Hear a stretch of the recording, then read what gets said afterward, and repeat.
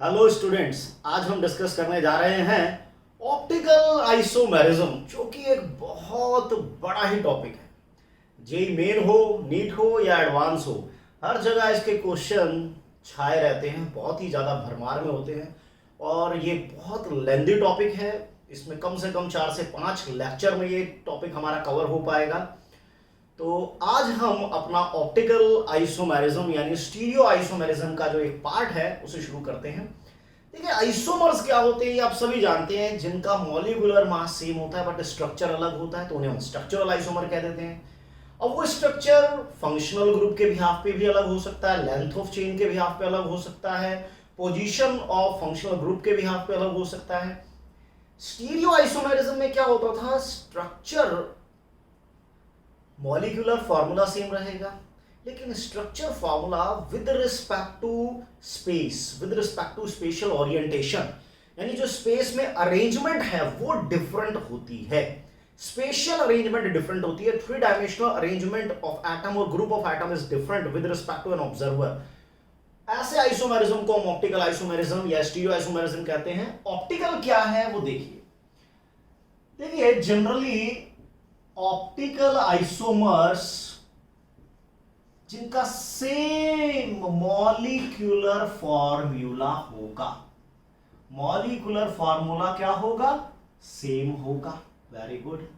Same physical and chemical properties, मतलब solubility दोनों optical isomer की एक जैसी, melting point, boiling point, polarity, dipole moment एक जैसा, यानी फिजिकल प्रॉपर्टी एक जैसी है। केमिकल प्रॉपर्टीज मींस रिएक्शन भी तकरीबन एक जैसा है। तो फिजिकल और केमिकल प्रॉपर्टीज भी सिमिलर हो गई, मॉलिक्यूलर फॉर्मूला भी सिमिलर हो गया। तो अंतर कहां है, डिफरेंस कहां है? जुड़वा मूवी में आपने देखा दो सलमान खान थे, दोनों के डोले एक जैसे थे, दोनों की फिजिकल अपीयरेंस एक जैसी थी, हाइट, वेट, लेंथ सब एक जैसी थी, लेकिन फिर भी इनकी प्रॉपर्टीज कुछ अलग थी। एक थोड़ा मारधाड़ करता था, थोड़ा दबंग बनता था, और एक थोड़ा शर्मीला टाइप का था। तो on the base of their behaviour हम उनको जज कर लेते थे, हाँ यार ये राम है, ये श्याम है। ठीक है, यहां पर भी एक प्रॉपर्टी होती है जिसके बिहाफ पे आप आइसोमर को अलग अलग कर पाओगे या समझ पाओगे कि हाँ यार ये दो डिफरेंट है, क्योंकि दो जुड़वा भाई भी जो होंगे उनके फिंगरप्रिंट डिफरेंट होंगे, उनका आंखों का रेटिना डिफरेंट होगा, उनका आधार नंबर भी डिफरेंट होगा। So same physical and chemical property but different behaviour. जी हां, डिफरेंट बिहेवियर इन लाइट। अभी मैंने बहुत शॉर्ट में लिखा है, लाइट में इनका बिहेवियर अलग है। कैसे अलग है उसी पे हम चर्चा करेंगे कि इनका बिहेवियर लाइट में अलग होता है। कैसे इनका लाइट में बिहेवियर अलग होता है, क्यों अलग होता है, वही बात कर रहे हैं। क्योंकि देखिए ऑप्टिकल वर्ड, जो ऑप्टिशियन होते हैं वो क्या करते हैं, स्पेक्स बनाते हैं ना ऑप्टिशियन। तो ऑप्टिशियन यानी कि विजन को ठीक करते हैं, लाइट से रिलेटेड एक फिनोमिना हो गया। ऑप्टिकल वर्ड लाइट के लिए यूज कर रहे हैं। तो ऐसे आइसोमर जिनका मॉलिक्यूलर फॉर्मूला सेम है, फिजिकल केमिकल प्रॉपर्टी सेम है, स्ट्रक्चर में डिफरेंस होगा with respect to 3 dimensional arrangement, लेकिन लाइट में बिहेवियर उनका बिल्कुल एक जैसा हो, बिल्कुल डिफरेंट होगा। लाइट में बिहेवियर उनका डिफरेंट होगा, वो होंगे हमारे ऑप्टिकल आइसोमर। लेकिन ऐसा कैसे? देखिए ऐसा ऐसे कह सकते हैं हम कि वो लाइट जिसके वाइब्रेशन सभी डायरेक्शंस में होते हैं। देखिए जैसे हम सनलाइट की बात कर लें, ऑर्डिनरी लाइट है, आ रही है, उसमें चाहे अल्ट्रा वायलेट हो, इंफ्रारेड हो, ये they all are electromagnetic radiation, they do not require any medium for propagation. चलो किसी सोर्स से लाइट आ रही है, अब उस लाइट में यानी जो पार्टिकल है वो सभी डायरेक्शन में वाइब्रेट कर रहा है। जैसे इलेक्ट्रोमैग्नेटिक रेडिएशन में क्या होता है, सपोज कीजिए लाइट एनर्जी इस डायरेक्शन में आ रही है, सपोज करो ये एक्स है, तो वाई डायरेक्शन में इलेक्ट्रिक फील्ड वाइब्रेट करेगी, जेड डायरेक्शन में मैग्नेटिक फील्ड वाइब्रेट करेगी, और एक्स एक्सिस में लाइट प्रोपागेट कर रही है, एनर्जी प्रोपागेट कर रही है। तो लाइट किसी एक डायरेक्शन में चल रही है और पार्टिकल जो इलेक्ट्रिक और मैग्नेटिक फील्ड के हैं वो परपेंडिकुलरली वाइब्रेट कर रहे हैं, सभी डायरेक्शन में धुआं उड़ा रखा है उन्होंने। लेकिन जब हमने इस ऑर्डिनरी लाइट को, this is called unpolarised light, this is called unpolarised light, मतलब which possess vibration in all direction। Unpolarised light क्या है, which possess vibration in all direction, तो उसे हम कहते हैं अनपोलराइज्ड लाइट। तो इसको हमने पास किया एक प्रिज्म से, this is called Nicol prism, it is made up of calcium carbonate. तो जब ये ऑर्डिनरी लाइट इसमें एंटर करती है तो इसके सारे वाइब्रेशंस कट जाते हैं, सिर्फ एक ही डायरेक्शन में अब वाइब्रेशन बचते हैं। हम इसको इस तरह से सेट करते हैं कि ये ऑल वाइब्रेशंस को कट आउट कर दे, और जो अब लाइट निकलेगी उसमें वाइब्रेशन अब केवल एक ही डायरेक्शन में। सपोज करो इस डायरेक्शन में वाइब्रेशन हो रही है, इसी डायरेक्शन में वाइब्रेशन, तो एक पर्टिकुलर डायरेक्शन में वाइब्रेशन हो रहे हैं, यानी अब ये लाइट जो पहले अनपोलराइज्ड थी अब ये बन गई है पोलराइज्ड लाइट। पोलराइज्ड लाइट, और वो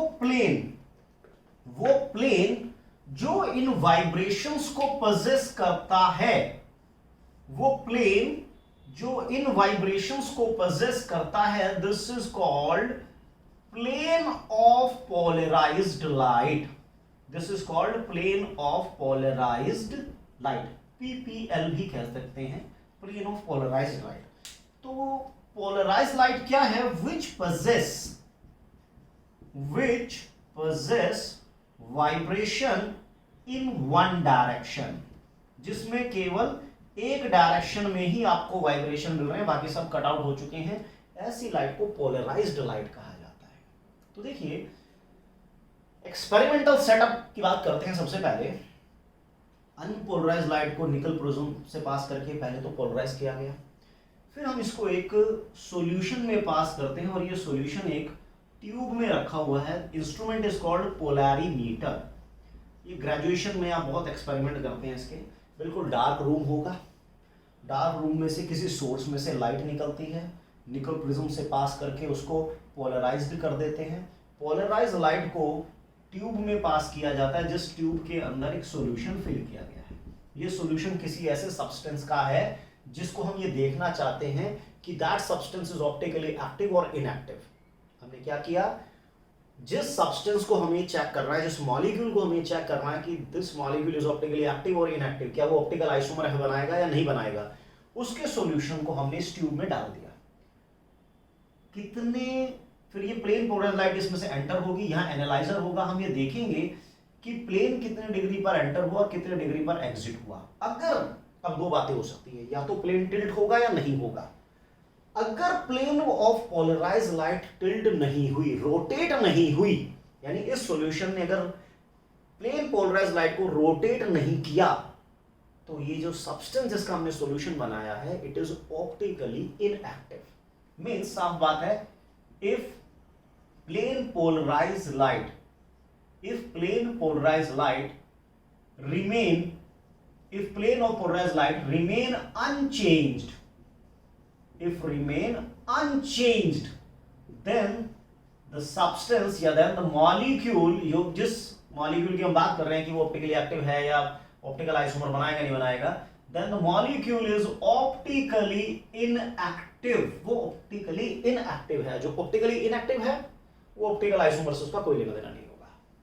लेकिन if plane polarised light is rotated, अगर वो रोटेट हो गई, मतलब प्लेन एंटर किया और हमने देखा भाई कि पहले तो वो ऐसे था लेकिन अब ऐसे हो गया, इतना रोटेशन आया, ये हमारा ऑब्जर्व्ड एंगल ऑफ रोटेशन है जो हमने ऑब्जर्व्ड किया है इस सॉल्यूशन के लिए जिसकी कुछ कंसंट्रेशन होगी। ठीक है, अगर प्लेन पोलराइज्ड लाइट रोटेट हो जाती है तो वो दो डायरेक्शन में हो सकती है, या तो क्लॉकवाइज रोटेशन माना जाएगा या फिर एंटी क्लॉकवाइज रोटेशन माना जाएगा। क्लॉकवाइज को डेक्स्ट्रो रोटेटरी कहते हैं। डेक्स्ट्रो रोटेटरी जो राइट साइड में लाइट को रोटेट करता है, रोटेटरी जो राइट में रोटेट कर दे डेक्स्ट्रो रोटेटरी, जो लेफ्ट में रोटेट कर दे laevo rotatory. Small D, small L या प्लस या माइनस से भी शो करते हैं। मतलब अगर यहां पर हमने एक ऐसे सब्सटेंस का सॉल्यूशन लिया जिसने लाइट के प्लेन को रोटेट कर दिया, प्लेन पोलराइज्ड लाइट को रोटेट कर दिया, तो वो होगा optically active. That substance is optically active, जो लाइट के प्लेन को रोटेट कर दे वो एक्टिव, जो नहीं कर दे वो ऑप्टिकली इनएक्टिव। जो एक्टिव होगा, अब उसमें दो पॉसिबिलिटी है, that can rotate the plane of polarised light either towards right और लेफ्ट।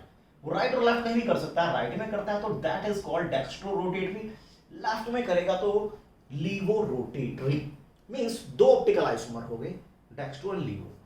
बट सबसे इंपॉर्टेंट बात क्या है कि जिस मॉलिक्यूल का यहां पर सॉल्यूशन हमने लिया, जिस सब्सटेंस का सॉल्यूशन लिया, if it is able to rotate the plane of polarised light then it is called optically active.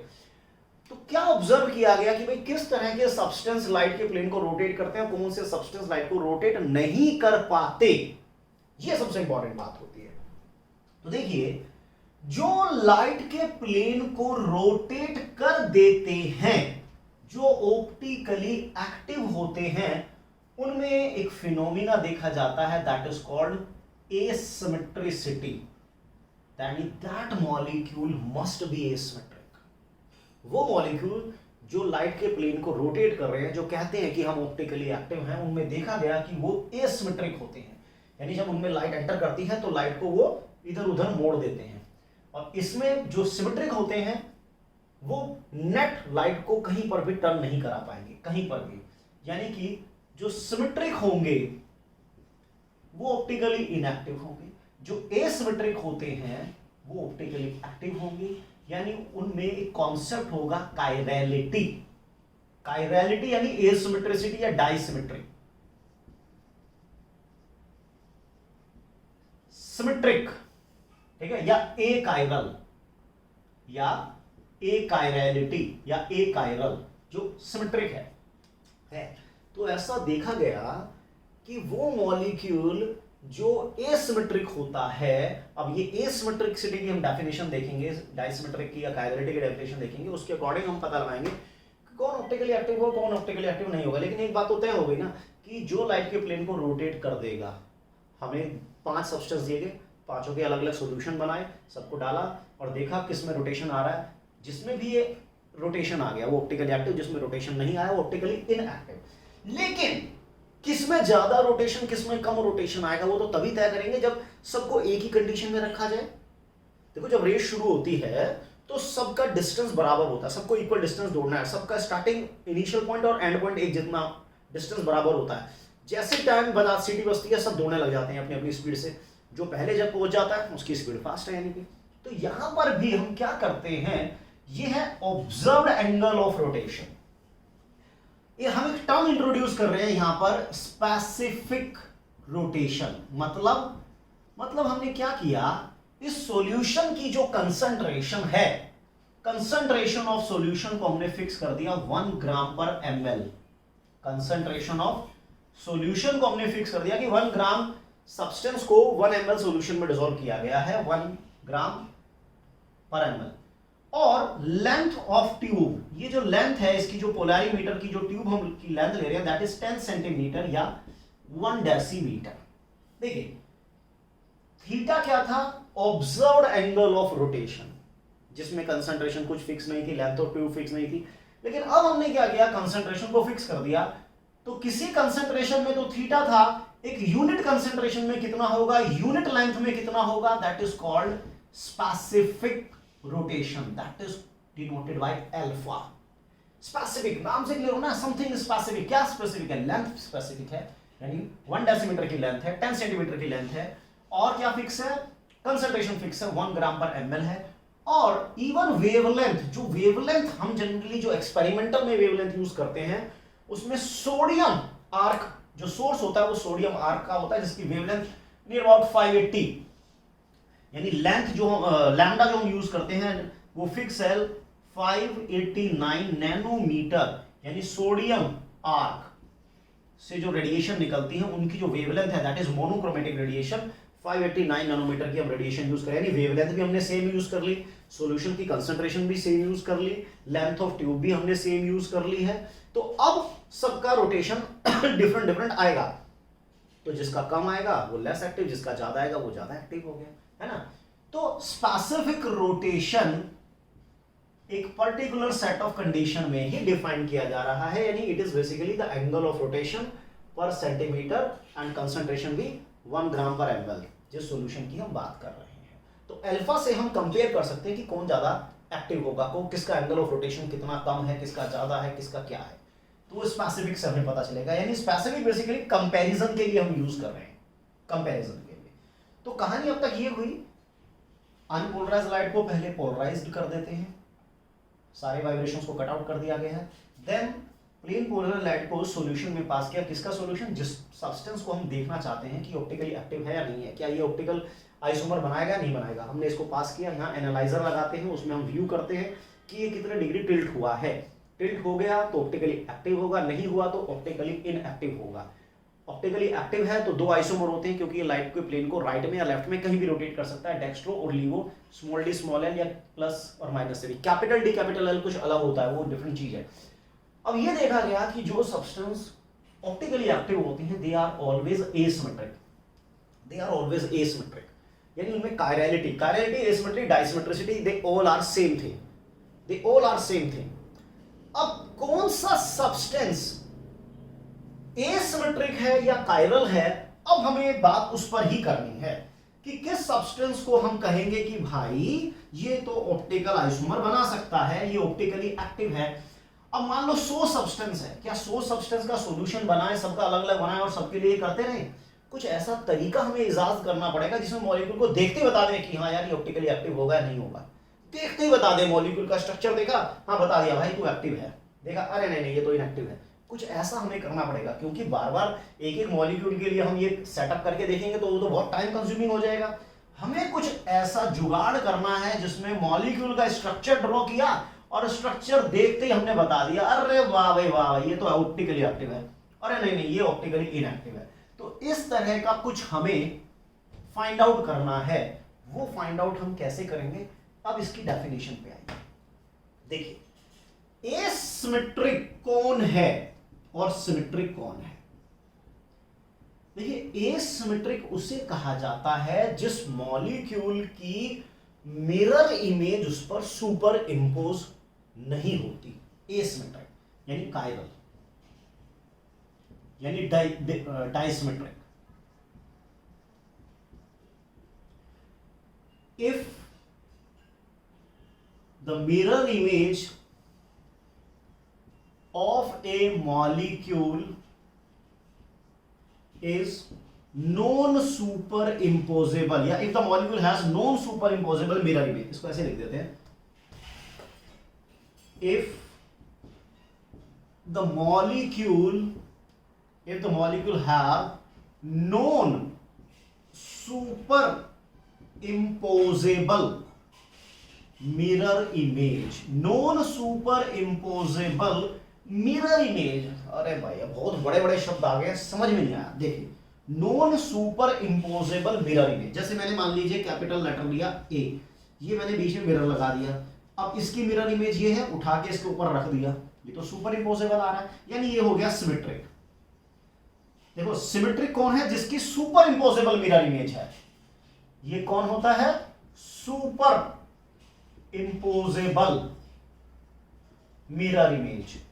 जिसकी मिरर इमेज सुपर इंपोज हो जाए वो सिमेट्रिक होता है, और जिसकी नहीं होती वो एसिमेट्रिक होता है। तो ए लेटर तो हमारा सिमेट्रिक हो गया अकॉर्डिंग टू द कॉन्सेप्ट। चलो बी की बात करें, बी की भी मिरर इमेज उठा के रख देते हैं, नॉन सुपर इंपोजेबल आ रही है, यानी ये भाई साहब एसिमेट्रिक हो गए। और जो एसिमेट्रिक हो सकता है वो ऑप्टिकली एक्टिव होगा, ये ऑप्टिकली इनएक्टिव होगा। अगर मतलब हम तो सब्सटेंस की बात करेंगे, अभी तो कॉन्सेप्ट देख रहे हैं। सी है अगर, तो इसकी मिरर इमेज ये होगी, उठा के रखा, सुपर इंपोज नहीं कर रही, तो ये एसिमेट्रिक माना जाएगा, यानी ऑप्टिकली एक्टिव हो सकता है। ठीक है ना। एक्स मिरर इमेज, एक्स उठा के रखा, ओहो सुपर इंपोज कर गया, यानी कि सिमेट्रिक है, सिमेट्रिक है। Got it. जैसे जेड बनाया मिरर इमेज, तो देखो ये जो दूर जा रहा है वो दूर जाएगा, जो पास आ रहा है पास उठा, अरे बाबा रे बाबा रे बाबा रे बाबा, ऐसे उठा के रख दे तो सुपर इंपोज नहीं करेगा, एसिमेट्रिक है ना। ये इसकी मिरर इमेज बन गई, उठा के रखेंगे, सुपर इंपोज नहीं करेगा, एसिमेट्रिक है, ऑप्टिकली एक्टिव है। देखो अपने दिमाग में एक चीज छाप लो, एकदम छाप लो कि जो एसिमेट्रिक होगा वो लाइट के प्लेन को रोटेट करेगा, वो ऑप्टिकली एक्टिव होगा, वो ऑप्टिकल आइसोमर बनाएगा, ठीक है। और दो आइसोमर बनेंगे डेक्स्ट्रो-लिगो टाइप के। चलिए कहते हैं सर ये क्या बता रहे हो, कुछ ढंग का करवाओ। चलो फिर हम धीरे धीरे अब आगे बढ़ते हैं, मॉलिक्यूल्स की बात करते हैं। देखिए एसिमेट्रिक मॉलिक्यूल, पहले तो ये देखना पड़ेगा कि आखिर एसिमेट्रिक मॉलिक्यूल कौन सा है, ठीक है। चलिए मैं अभी बहुत सिंपल एग्जांपल लेता हूं। चलिए एल्डिहाइड OH HCH, अब इसकी मिरर इमेज बना देते हैं, ठीक है। तो देखिए मिरर इमेज में जो पास होता है वो पास बनता है, जो दूर होता है वो दूर बनता है। अब मैं ऐसे खड़ा हो जाऊंगा तो मेरी जो मिरर इमेज होगी वो मुझे देख रही होगी, जैसे मैं सामने देख रहा हूँ मेरी इमेज मुझे देख रही होगी, मैं यूं खड़ा हूं तो मेरी मिरर इमेज कैसी बनेगी, ऐसी बनेगी, है ना। अगर मैं ऐसे खड़ा हूं, ऐसे खड़ा हूं तो मेरी मिरर इमेज कैसी होगी, मेरी मिरर इमेज कुछ इस टाइप की होगी, है ना। तो आपको ये समझना पड़ेगा कि जो पास है वो पास दिखता है, जो दूर है वो दूर दिखता है। CHO है तो यहां CHO दिखेगा, कार्बन है, OH पास आ रहा है मिरर के तो यहां भी पास ही दिखेगा भाई। हाइड्रोजन, मिथाइल दूर है मिरर से तो दूर जाता ही दिखेगा। अब इसको उठा के मैं यहां रख दूं, इसको उठाया डिचिक और यहां रख दिया तो देखो CHO के ऊपर CHO आ गया, कार्बन के ऊपर कार्बन आ गया, हाइड्रोजन के ऊपर हाइड्रोजन आ गया। लेकिन अगर मैं इस वाले पोर्शन को 180 डिग्री घुमा दूं ऐसे तो OH इधर आ जाएगा, मिथाइल इधर आ जाएगा, तो ये 180 डिग्री के बाद ये तो आ गया, उठा के रखा तो अब OH के ऊपर मिथाइल के ऊपर OH आएगा और यहां OH के ऊपर मिथाइल आएगा। तो they are non super imposable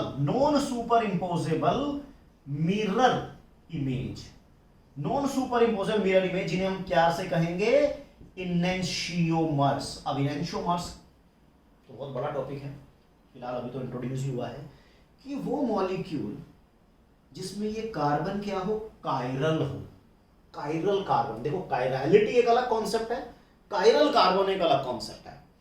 chiral carbon तो वो है which is bonded with 4 different group, जैसे ये कार्बन 4 अलग अलग कार्बन से 4 अलग अलग ग्रुप से अटैच्ड है, तो दिस इज कायरल कार्बन। लेकिन मॉलिक्यूल में कायरलिटी का कुछ और मतलब होता है। मॉलिक्यूल की कायरलिटी का मतलब है कि मॉलिक्यूल एसिमेट्रिक हो।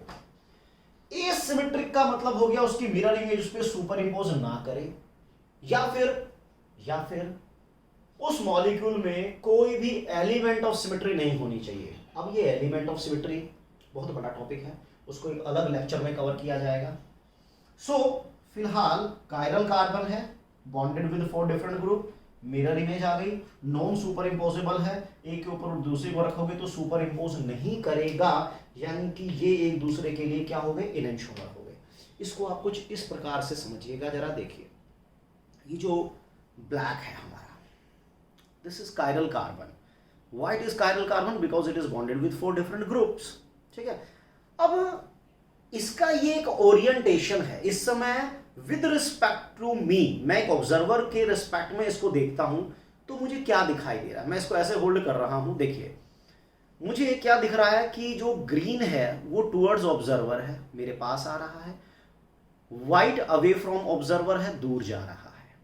इन दोनों को मैं एक प्लेन में ले रहा हूं, इन दोनों को मैंने एक प्लेन में ले लिया, रेड और ब्लू को एक प्लेन में लिया, तो ये प्लेन से ऊपर है यानी टुवर्ड्स द ऑब्जर्वर, ये प्लेन से दूर है, प्लेन से नीचे है, अवे फ्रॉम द ऑब्जर्वर। ये मेरा एक नजरिया है, इस मॉलिक्यूल को मैं जब देख रहा हूं तो मुझे ये ऐसा दिखाई दे रहा है। लेकिन आप लोग जब इसको देखेंगे तो जो मुझे पास दिख रहा है वो आप लोगों को दूर दिख रहा होगा। आप लोग ऑब्जर्वर हैं तो आप लोग इसको दूर देख रहे हैं, जो मुझसे दूर है वो आप लोगों को पास दिखाई दे रहा होगा। यानी जैसा कॉन्फ़िगरेशन मैं देख रहा हूं उससे उल्टा कॉन्फ़िगरेशन आप देख रहे हैं। तो इसका मतलब क्या हुआ, मॉलिक्यूल तो वही है लेकिन स्पेस में जो इसका ओरिएंटेशन है मेरे लिए कुछ और कॉन्फ़िगरेशन है, आप लोगों के लिए कुछ और कॉन्फ़िगरेशन है। मतलब ऑप्टिकल आइसोमर क्या होते हैं, सेम मॉलिक्यूलर फॉर्मूला, लेकिन स्ट्रक्चर जो है जब आप उसका स्पेस में ऑब्जर्व करते हैं तो वो डिफरेंट नजर आता है, उसका ओरिएंटेशन आपको डिफरेंट नजर आता है। अब जैसे यहां पर बात हुई कि ये सुपर इम्पोजेबल मिरर इमेज है, चलिए अब ये मॉलिक्यूल हम क्या करते हैं, यहाँ एक मिरर लगा देते हैं, इधर एक हम मिरर लगा देते हैं। अब उस मिरर में ब्लू के अपोजिट, देखिए ब्लू के अपोजिट कहाँ गया ब्लू, ये रहा ब्लू, ये ब्लू हो गया, ब्लू हो गया, हाँ इस तरह से ले लेते हैं। देखिए ब्लू के अपोजिट ब्लू, बस ये लाइट ब्लू है, थोड़ा डार्क ब्लू है, क्योंकि दो मेरे पास लाइट नहीं थे, दो डार्क नहीं थे, तो काम चला लिया हमने। तो देखिए ब्लू के अपोजिट बिल्कुल ब्लू आएगा, बीच, इन दोनों के बीच में मिरर है, दिख नहीं रहा लेकिन इमेजिन करना है आपको, दोनों के बीच में मिरर है, तो ब्लू मिरर के पास है, तो मिरर इमेज में भी ब्लू पास बनेगा, ग्रीन ऊपर है ऊपर। अब देखिए रेड और व्हाइट दूर जा रहे हैं मिरर से, तो इस इमेज में भी, इसमें भी वो दूर जा रहे हैं। ये दोनों एक दूसरे की परफेक्ट मिरर इमेज है। चलो कोई बात नहीं, अब इसको उठा के इसको ऊपर रख देते हैं, रख दिया ऊपर, ये लो। अब आप देखिए ग्रीन से ग्रीन ओवरलैप कर गया, व्हाइट से व्हाइट कर गया, लेकिन रेड पे ब्लू और ब्लू पे रेड, रेड पे ब्लू, ब्लू पे रेड, ये 100% एक दूसरे को सुपर इंपोज नहीं कर पाए। ये 100% एक दूसरे को सुपर इंपोज नहीं कर पा रहे हैं, तो ये दोनों एक दूसरे के क्या माने जाएंगे, non super imposable mirror image होगी, जिन्हें हम प्यार से कहेंगे इनैंशोमर। यानी कि अगर ये इनमें से एक डेक्स्ट्रो है तो दूसरा डेफिनेटली लीवो है। आप शक्ल देख के नहीं बता पाएंगे ये डेक्स्ट्रो है ये लीवो है, उसके लिए आप एक्सपेरिमेंट ही परफॉर्म करेंगे। जो लाइट के प्लेन को राइट में रोटेट करेगा वो डेक्स्ट्रो, जो लेफ्ट में करेगा लीवो। हाँ, इनमें से ये लीवो होगा तो ये डेफिनेटली डेक्स्ट्रो होगा, ये डेक्स्ट्रो है तो ये लीवो होगा। That is they are enantiomer. इसका मतलब है अगर मॉलिक्यूल में एक कायरल कार्बन है, मॉलिक्यूल में एक कायरल कार्बन है, तो वो 100% ऑप्टिकली एक्टिव होगा। जी हाँ, मॉलिक्यूल में अगर एक कायरल कार्बन है तो वो 100% क्या होगा, ऑप्टिकली एक्टिव होगा। तो इस बात को लिख देते हैं, if the molecule have only one chiral carbon atom, then the molecule is 100% optically active. Molecule में एक कायरल कार्बन है तो वो ऑप्टिकली एक्टिव होगा। जैसे कि carboxylic HOH CH3, mirror image बना देते हैं इसकी, कार्बोक्सिलिक HOH, देखो जो मिरर में पास है वो पास बनेगा, दूर है दूर बनेगा, CH3 उठा के इस पर रख दो, non super imposable mirror image है, इनैंशोमर है, ये डेक्स्ट्रो है तो ये डेफिनेटली लीवो होगा। ये डेक्स्ट्रो है तो लीवो होगा, लीवो होगा तो डेक्स्ट्रो होगा, यानी इनैंशोमर होगा। चलो ये तो बात तय हो गई कि यार अगर एक कायरल कार्बन है तो पूरे मॉलिक्यूल ऑप्टिकली एक्टिव हो गया। लेकिन अगर दो कायरल कार्बन है, अगर दो कायरल कार्बन है, उसकी गारंटी नहीं है। क्यों नहीं है, देखिए उसको भी हम समझ लेंगे। देखो पूरे मॉलिक्यूल का एसिमेट्रिक होना जरूरी है, पूरे मॉलिक्यूल का एसिमेट्रिक होना जरूरी है। अब पूरा मॉलिक्यूल एसिमेट्रिक कब होगा, पूरा मॉलिक्यूल एसिमेट्रिक कब होगा, जब उसमें कुछ कंडीशन लागू होंगे। If the molecule have two chiral carbon, if the molecule have two chiral carbon atom, then the molecule may or may not be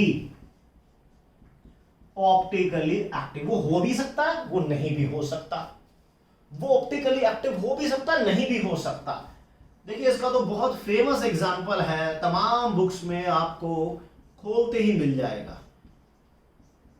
देखिए इस मॉलिक्यूल की मैं बात करूं तो इसमें ये कायरल और ये वाला कायरल, दो कार्बन हमारे कायरल हैं। देखो OH H कार्बोक्सिलिक और ये पूरा, चार अलग अलग हो गए। इसके रिस्पेक्ट में OH H कार्बोक्सिलिक और ये पूरा, तो there are two chiral carbon atom. लेकिन प्रॉब्लम क्या आ गई इसमें, कार्बन तो कायरल है लेकिन मॉलिक्यूल कायरल नहीं है। मॉलिक्यूल कायरल का मतलब है मॉलिक्यूल एसिमेट्रिक नहीं है। क्यों? Because it has a plane of symmetry. इस मॉलिक्यूल में से ये प्लेन ऐसा कट कर देगा इसको, ऊपर वाला और नीचे वाला एग्जैक्टली सेम होगा। इसका मतलब साफ होता है कि वो मॉलिक्यूल एसिमेट्रिक माना जाता है जिसमें कोई प्लेन ऑफ सिमेट्री ना हो, सेंटर ऑफ सिमेट्री ना हो, एक्सिस ऑफ सिमेट्री ना हो। लेकिन ये बहुत बड़ा टॉपिक है, इसके लिए एक सेपरेट लेक्चर है, उसकी वीडियो आप देख सकते हैं। लेकिन इसको तो इस वीडियो में कवर अप करना बहुत मुश्किल हो जाएगा। अभी हम सिर्फ कायरल कार्बन की बात करेंगे, इसके लिए आप नेक्स्ट वीडियो देखिएगा। प्लेन ऑफ सिमेट्री यानी कि मॉलिक्यूल कब कायरल होगा। ए मॉलिक्यूल, कायरल कार्बन अलग है, मॉलिक्यूल कायरल अलग है, ये ध्यान रखना। A molecule is chiral only when it lacks plane of symmetry. उसमें प्लेन ऑफ सिमेट्री नहीं होनी चाहिए, सेंटर ऑफ सिमेट्री नहीं होनी चाहिए, एक्सिस ऑफ सिमेट्री नहीं होनी चाहिए, ये ध्यान रखिए। अगर इन तीनों में से कोई भी एक एलिमेंट ऑफ सिमेट्री आ गया तो वो मॉलिक्यूल ऑप्टिकली इनएक्टिव होगा। जैसे इसमें प्लेन ऑफ सिमेट्री आ गया तो ये ऑप्टिकली इनएक्टिव है। अब देखो इसमें दो कायरल कार्बन है, दो कायरल कार्बन है, लेकिन प्लेन ऑफ सिमेट्री आते ही ये पूरा का पूरा मॉलिक्यूल कायरल नहीं रहा। Chiral carbon and chiral molecule both are different. Chiral carbon का मतलब है वो चार अलग अलग ग्रुप से अटैच्ड है, वो कायरल कार्बन हो गया। पूरे मॉलिक्यूल कायरल का मतलब कब होगा कि उसमें ना तो प्लेन ऑफ सिमेट्री हो, ना सेंटर ऑफ सिमेट्री, ना एक्सिस ऑफ सिमेट्री। इन पर बहुत सेपरेट एक वीडियो है, आप उसको जरूर देखिएगा, तभी क्लियर होगा। अभी फिलहाल हम बहुत शॉर्ट में ले रहे हैं। लेकिन अगर मैं इसको ऐसे अरेंज कर दूं तो इसमें देखिएगा आप, ये इसकी मिरर इमेज भी बना देते हैं हम। तो मिरर इमेज में तो जो पास है वो पास है, जो दूर है वो दूर बनेगा, है ना। तो इसमें मैं देखूं तो ना तो इसमें कोई ऐसा प्लेन है जो इसको दो इक्वल पार्ट में डिवाइड कर दे, ऊपर वाला हिस्सा अलग है, नीचे वाला अलग बनेगा, कोई प्लेन ऑफ सिमेट्री नहीं है। तो ये है ऑप्टिकली एक्टिव। अगर ये डेस्ट्रो है तो ये लीवो होगा। मॉलिक्यूल में plane of symmetry, centre of symmetry और एक्सिस ऑफ सिमेट्री नहीं होना चाहिए, लेकिन ये बहुत वास्ट टॉपिक है। अभी हम बात कर रहे हैं कि मॉलिक्यूल में कायरल कार्बन अगर है, एक कायरल कार्बन है, तो वो 100% ऑप्टिकली एक्टिव होगा। दो हैं तो हो भी सकता है, नहीं भी हो सकता, हो भी सकता है, नहीं भी हो सकता। कब हो सकता है? जब उसमें ये तीनों चीजें नहीं होंगी। कब नहीं होगा? जब इन तीनों में से कोई एक आ जाएगी, तब नहीं होगा, राइट। तो ये मॉलिक्यूल को हम देखते ही बता देंगे कि भाई ये ऑप्टिकली एक्टिव है या नहीं है। उसके लिए इन तीनों चीजों को हमें देखना पड़ता है। चलिए अब हम जरा कायरल कार्बन को फाइंड आउट करते हैं कि किसी मॉलिक्यूल में कायरल कार्बन है तो कितने हैं, कहां कहां कायरल कार्बन हमें ढूंढने से मिलेंगे। तो उसको फाइंड आउट करते हैं कि वो मॉलिक्यूल कायरल है या नहीं है, पूरा मॉलिक्यूल कायरल है या नहीं है। वो तो खैर चलो बहुत लंबी चर्चा हो जाएगी। चलिए कायरल कार्बन की बात करते हैं। देखिए जैसे इस मॉलिक्यूल को मैं ले रहा हूं, व्हाट अबाउट दिस कार्बन। देखिए इसमें एक क्लोरीन हो गया, एक हाइड्रोजन होगा जो दिख नहीं रहा, मिथाइल और इथाइल, तो चार अलग अलग ग्रुप हैं, कायरल हो गया। दिस मॉलिक्यूल इज कायरल, एक कायरल है तो ऑप्टिकली एक्टिव ही होगा। ये ऑप्टिकली एक्टिव ही होगा क्योंकि इसमें एक कायरल कार्बन है, दो की गारंटी नहीं है, एक है कायरल कार्बन, ठीक है। चलिए अब इसकी भी बात कर लेते हैं। अगर इसमें मैं देखूं क्लोरोहाइड्रोजन, इसमें देखूं क्लोरोहाइड्रोजन, तो इस कार्बन को देखिए ये क्या चार अलग अलग ग्रुप से अटैच्ड है, क्लोरोहाइड्रोजन। इधर जाऊंगा तो CH आएगा, इधर जाऊंगा तो CH2 आएगा, इधर जाऊंगा तो एक कार्बन का एनवायरनमेंट अलग है, इधर अलग एनवायरनमेंट है, तो ये ऑप्टिकली एक्टिव, ये सॉरी कायरल कार्बन हो गया। इसमें देखिए क्लोरीन हाइड्रोजन, इधर गया तो क्लोरीन वाला एनवायरनमेंट, इधर गया तो कार्बन वाला एनवायरनमेंट, CH2 आ रहा है, इधर CH समथिंग आ रहा है, तो ये भी कायरल कार्बन है, दो कायरल है। लेकिन अगर मैं इसको यहां से कट कर दूं तो ये आधा आधा दोनों एक जैसे तो बन गए। देखो कार्बन तो इसमें दो कायरल हैं, कार्बन तो इसमें दो कायरल हैं, लेकिन प्लेन ऑफ सिमेट्री आ गई। प्लेन ऑफ सिमेट्री का मतलब एक ऐसा इमेजिनरी प्लेन, एक ऐसा इमेजिनरी प्लेन जो मॉलिक्यूल के अंदर से मॉलिक्यूल को दो बराबर बराबर पार्ट में कट कर दे, वो दोनों पार्ट एक दूसरे की मिरर इमेज हो। कट किया ना, मिरर रख दो, जैसा ये वैसा ये, तो प्लेन ऑफ सिमेट्री आ गई। तो ये मॉलिक्यूल हमारा ऑप्टिकली इनएक्टिव है। बेशक इसमें दो कायरल कार्बन है, लेकिन ये इनएक्टिव है।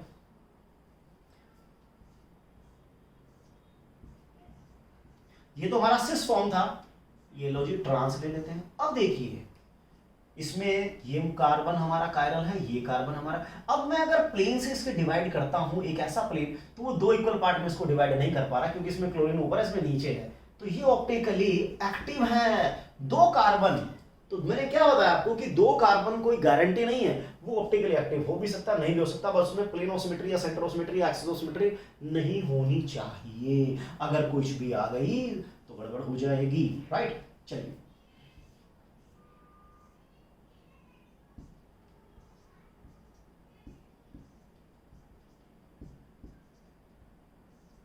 इस मॉलिक्यूल की बात करते हैं। देखिए कायरल कार्बन, हाइड्रोजन क्लोरीन, इधर गया इधर गया,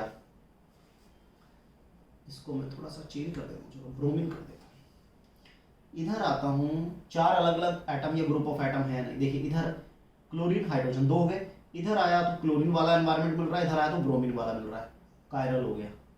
इधर आया क्लोरीन हाइड्रोजन, इधर गया तो क्लोरीन का एनवायरमेंट, इधर गया तो ब्रोमीन का, कायरल है। इसके रिस्पेक्ट में देखिए ब्रोमीन हाइड्रोजन दो डिफरेंट, इधर आया तो क्लोरीन हाइड्रोजन है, इधर भी सेम है, तो ये कायरल नहीं है, this is not chiral carbon. तो दो कायरल हो गए, दो कायरल हो गए, ऑप्टिकली एक्टिव हो सकता है नहीं भी हो सकता, अब चेक करना पड़ेगा, इनमें से तो कुछ नहीं आ रहा। अगर मैं, क्योंकि ब्रोमीन एटम है, एटम तो क्या होता है बॉल होता है, ऐसे कट कर दूं तो ब्रोमीन का आधा एटम इधर, आधा एटम, हाइड्रोजन आधा इधर आधा इधर है, और ये आधा आधा एक जैसा है, तो ये क्या है प्लेनो सिमेट्री इसमें आ गया, तो ऑप्टिकली इनएक्टिव ही होगा ये, है ना, ऑप्टिकली इनएक्टिव।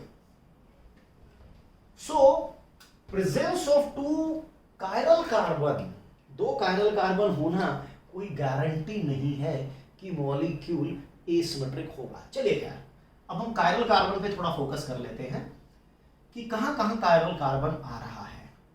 चलिए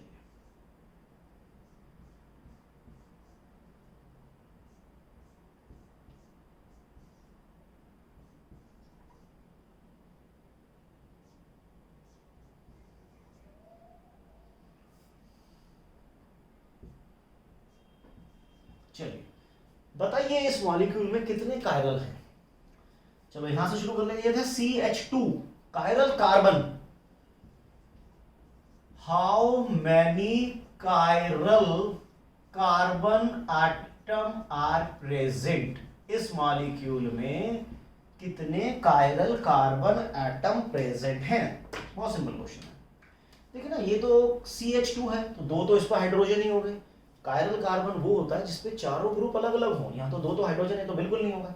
इसको देखिए, एक ब्रोमीन हो गया, एक हाइड्रोजन होगा, इधर आओगे तो CH, इधर मिलोगे तो CH2, डिफरेंट आ रहा है, कायरल है। इस पे देखिए OH, एक H होगा, इधर जाता हूँ CH2, इधर आता हूँ तो CH, डिफरेंट आ रहा है, कायरल हो गया। इसकी बात कीजिए, मिथाइल है, एक हाइड्रोजन भी होगा, इधर जाते हैं तो CH, इधर आते हैं तो CH, लेकिन एनवायरमेंट देखिए, कार्बन कार्बन का एनवायरमेंट देखना, यहाँ क्लोरीन टाइप का आ जाएगा, डिफरेंट है, कायरल। इसमें देखिए क्लोरीन हो गया, एक हाइड्रोजन होगा, इधर जाता हूँ CH2, इधर आता हूँ तो CH और मिथाइल टाइप का कुछ दिख रहा है, कायरल हो गया। अब ये तो दिख रहे हैं, कुछ और भी है जो दिख नहीं रहे हैं। इस पे आइए, इधर जाते हैं तो CH2, फिर CH2 मिल रहा है, इधर जाता हूँ तो CH मिल रहा है, लेकिन मिथाइल वाला पार्ट है, इधर जाता हूँ तो कार्बन कार्बन कार्बन टाइप का डिफरेंट आ रहा है चारों तरफ, कायरल हो गया, कायरल हो गया, कायरल हो गया। कितने सारे कायरल हो गए, कितने सारे ऑप्टिकल आइसोमर बनेंगे, आप सोच भी नहीं सकते। देखो एक कायरल कार्बन है तो उसके रिस्पेक्ट में डेक्स्ट्रो लिवो हो गया, एक कायरल कार्बन है तो उसके रिस्पेक्ट में एक डेक्स्ट्रो एक लिवो बनेगा, दो हो गए। अब अगर कहीं पे दो कायरल हैं तो दोनों के रिस्पेक्ट में अपने डेक्स्ट्रो लिवो बनेंगे, यानी चार बन गए। मींस अगर एक कायरल कार्बन है, कायरल कार्बन अगर एक है तो ऑप्टिकल आइसोमर दो बन गए ना, इसके रिस्पेक्ट में डेक्स्ट्रो लिवो। दो हैं तो दो के रिस्पेक्ट में अपने अपने डेक्स्ट्रो लिवो यानी चार, तीन होंगे तो आठ, यानी अगर n कायरल हैं तो 2⁻n कहीं ना कहीं ऑप्टिकल आइसोमर की तरफ वो जाएगा। Total number of optical isomer क्या होंगे सिमेट्रिक में, एसिमेट्रिक में, वो सब कैलकुलेट करेंगे, वो बिल्कुल लास्ट में होगा।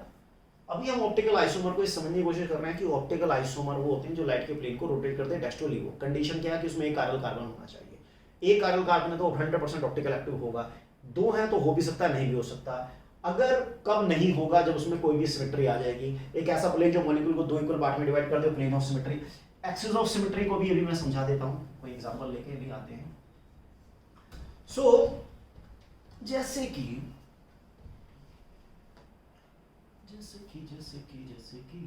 देखिए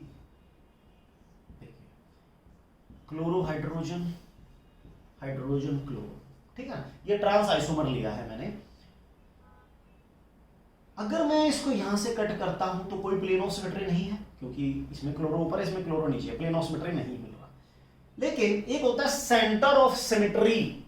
मॉलिक्यूल के सेंटर में एक ऐसा पॉइंट जिस पॉइंट से जब आप लाइन को दो अपोजिट डायरेक्शन में मिलाओगे तो सेम एटम पे जाकर मिलेगी। जैसे कि यहां पर इसको मैंने बढ़ाया क्लोरीन पे, यहां पर भी क्लोरीन पे। तो देखिए एक ऐसा पॉइंट जिस पॉइंट से मैं लाइन को दो अपोजिट डायरेक्शन में बढ़ाता हूं तो वो सेम डिस्टेंस पर सेम एटम पर मिलती हैं, तो वो है सेंटर ऑफ सिमेट्री। और कोई भी एलिमेंट आ गया सिमेट्री का तो वो ऑप्टिकली इनएक्टिव ही होगा। अब इसमें देखो कायरल कार्बन हमारा, अच्छा कायरल है भी या नहीं है ये भी तो चेक करना पड़ेगा ना। क्लोरीन, हाइड्रोजन, CH2 सब कुछ एक जैसा आ रहा है, नहीं हो पाएगा, सॉरी कायरल तो नहीं है। लेकिन ये पूरा मॉलिक्यूल भी क्या है, सिमेट्रिक मॉलिक्यूल है, पूरा मॉलिक्यूल सिमेट्रिक है, सेंटर ऑफ सिमेट्री को पोजेस कर रहा है।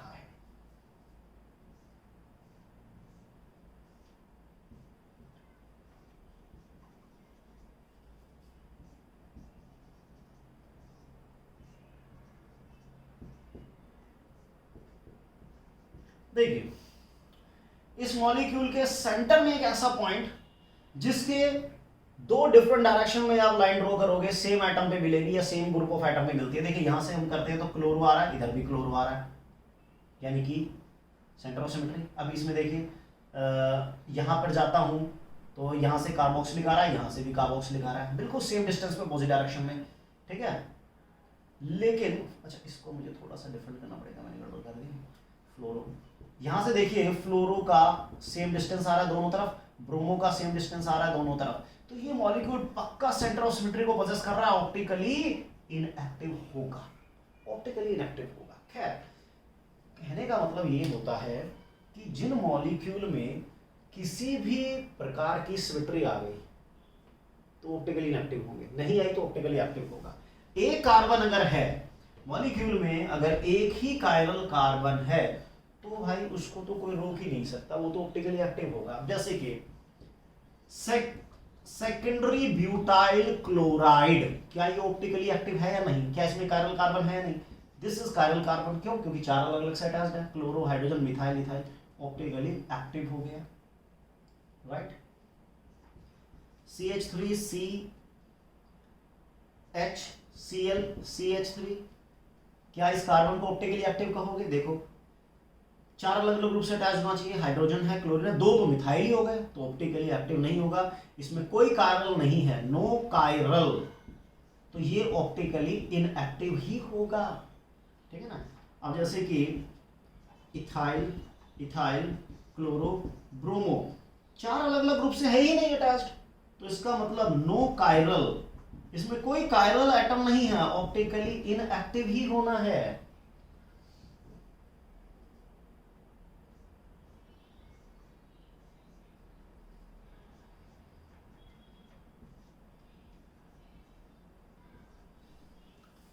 अब इसमें देखिए इस कार्बन को देखते हैं, क्लोरीन है, हाइड्रोजन है, इधर जाऊंगा तो CH2, इधर जाऊंगा CH, कायरल हो गया। क्लोरीन, हाइड्रोजन, इधर जाता हूं CH2, इधर जाएगा तो CH और क्लोरीन वाला टाइप का एनवायरनमेंट, दो कायरल हो गए। तो दो कायरल में क्या करना है, फिर देखना पड़ता है, इन तीनों में से तो कोई टांग नहीं अड़ा रहा। तो यहां से देखो मैं इसको अगर ऐसे कट कर दूं तो प्लेन ऑफ सिमेट्री आ गया। बेशक इसमें दो कायरल कार्बन हो, लेकिन ये तो ऑप्टिकली इनएक्टिव बन गया, सिस आइसोमर हमारा ऑप्टिकली इनएक्टिव बन रहा है। कोई बात नहीं यार, टेंशन मत लीजिए। तो अब इसमें ना तो प्लेन ऑफ सिमेट्री होगा, दो कायरल भी हैं, तो ये क्या हो गया, ऑप्टिकली एक्टिव हो गया ना। दो में थोड़ा सा ध्यान देना है, जहां दो कायरल कार्बन हो वहां ध्यान देना है कि मॉलिक्यूल में किसी तरह की कोई सिमेट्री वाली टांग तो नहीं अड़ा रहा कोई, क्योंकि सिमेट्री आ गया तो गड़बड़ हो जानी है, ठीक है। चलिए CH3, CH2, CH3, CH3 और CH3, देखिए इस कार्बन के चारों तरफ अलग अलग ग्रुप है, मिथाइल है, इथाइल है, आइसोप्रोपाइल है, टर्शीयल ब्यूटाइल है, चारों ग्रुप अलग अलग हैं, कायरल हो गया। कायरल और वो भी एक है तो 100% ऑप्टिकली एक्टिव ही होगा, सोचने वाली बात ही नहीं है। दो में दिक्कत होती है, जहां दो आ जाए वहां दिक्कत होती है। चलिए अब हमें कायरल कार्बन फाइंड आउट करना है। How many chiral carbon atoms are there. चलिए कायरल कार्बन पे हम अब बढ़ते हैं आगे की तरफ कि किस मॉलिक्यूल में कितने कायरल कार्बन एटम होंगे। मैं कुछ मॉलिक्यूल आपके सामने ड्रॉ कर देता हूं and you have to find out the number of chiral carbon atoms. ठीक है,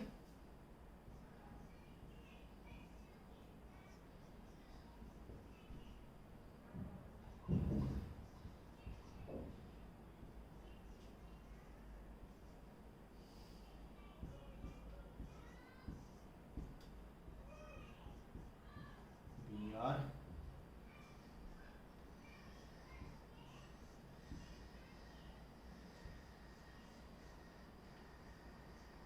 ठीक है। चलिए बात करते हैं इसमें। तो देखिए मिथाइल है, हाइड्रोजन, इधर जाऊंगा CH2 इधर जाऊंगा तो मिथाइल टाइप का एनवायरनमेंट, इधर क्लोरो है, ऑप्टिकली एक्टिव हो गया। इधर जाते हैं तो मिथाइल टाइप का, इधर जाएंगे क्लोरो टाइप का, ऑप्टिकली एक्टिव है। इसमें दोनों तरफ से एक जैसा पड़ जाएगा तो ये कायरल नहीं होगा, तो इसमें 2 कायरल कार्बन है। इसमें देखेंगे तो एक कायरल इधर से आएगा, एक इधर से आ जाएगा, एक इधर से आ जाएगा, एक इधर से आ जाएगा, एक इधर से आएगा, एक इधर से आएगा। जहां जहां भी जंक्शन पॉइंट बने हुए हैं, जंक्शन पॉइंट 1 2 3 4, बाकी यहां तो आप नजरअंदाज कर ही नहीं सकते, यहां तो आप देखते ही बता देते हैं। तो कितने कायरल बन गए, 1 2 3 4 5 6 कायरल कार्बन इसमें आ चुके हैं। तो इस तरीके से आप कायरल कार्बन एटम को फाइंड आउट करेंगे कि उसमें कितने कायरल कार्बन एटम है, कहां कहां है। सो ये टॉपिक क्योंकि ऑप्टिकल आइसोमेरिज्म का बहुत बड़ा टॉपिक है, अभी हमने इसमें सिर्फ ये जाना है कि व्हाट आर ऑप्टिकल आइसोमर्स, किस कंडीशन में आइसोमेरिज्म ऑब्जर्व होता है। अभी इसमें बहुत सारे लेक्चर बाकी हैं। कायरलिटी क्या होगी, plane of symmetry, centre of symmetry और एक्सिस ऑफ सिमेट्री पर एक लेक्चर होगा। इनेंशियोमर, डायस्टेरियोमर और मेसोमर पर एक अलग से लेक्चर होगा। कॉन्फ़िगरेशन वेज एंड डैश में वो आर या एस है, फीचर में वो आर एस है, उस पर एक लेक्चर होगा। और फाइनली एक होगा हमारा कि भी calculate the number of optical isomer in a given molecule, right. So my dear student, अगर आपको ये लेक्चर पसंद आया है तो प्लीज वीडियो को लाइक कीजिए, चैनल को सब्सक्राइब कीजिए। जैसे आप ऑप्टिकल एक्टिविटी बढ़ाते हैं वैसे ही सब्सक्राइब करो, लाल बटन दबा के उसका ऑप्टिकल आइसोमर को अलग कलर का कर दीजिए। Thank you very much. आपका कोई भी डाउट हो कमेंट बॉक्स में डालिए, आपकी प्रॉब्लम नहीं रहेगी, उसे 100% सॉल्व करके दिया जाएगा। अगर आप पहली बार इस चैनल पर आए हैं, पहली बार मुझसे रूबरू हो रहे हैं, तो बिना सब्सक्राइब किए मत जाइएगा। Thank you very much. पढ़ते रहिए।